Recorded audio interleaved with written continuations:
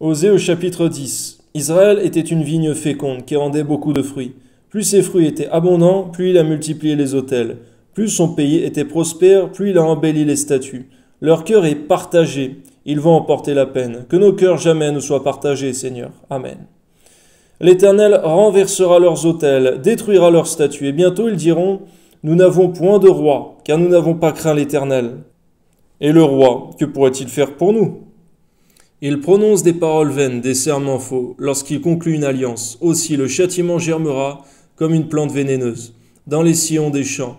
Les habitants de Samarie seront consternés au sujet des veaux de Beth-Aven. Le peuple mènera deuil sur l'idole, et ses prêtres trembleront pour elle. Pour sa gloire qui va disparaître du milieu d'eux. Elle sera transportée en Assyrie pour servir de présent au roi Jareb. La confusion saisira Éphraïm, et Israël aura honte de ses desseins. C'en est fait de Samarie, de son roi, comme de l'écume à la surface des eaux.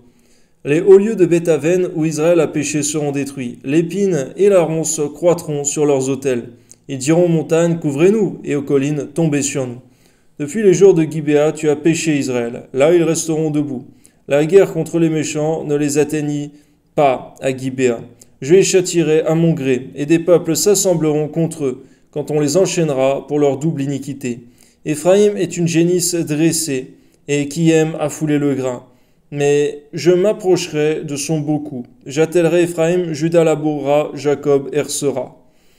Semez selon la justice, moissonnez selon la miséricorde. Défrichez-vous un champ nouveau. Il est temps de chercher l'Éternel, jusqu'à ce qu'il vienne, et répande pour vous la justice. Vous avez cultivé le mal, maçonné l'iniquité. Vous avez cultivé le mal, moissonné l'iniquité, mangez le fruit du mensonge. Ah Seigneur, permets-nous toujours de manger le pain de la vérité, non le fruit du mensonge, Seigneur.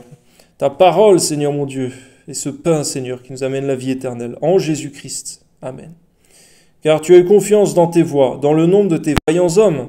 Il s'élèvera un tumulte parmi ton peuple, et toutes tes forteresses seront détruites, comme fut détruite Shalman Beth Arbel, au jour de la guerre, où la mère fut écrasée avec les enfants. Voilà ce que vous attirera Bethel à cause de votre extrême méchanceté. Vienne l'aurore et c'en est fait du roi d'Israël. Amen.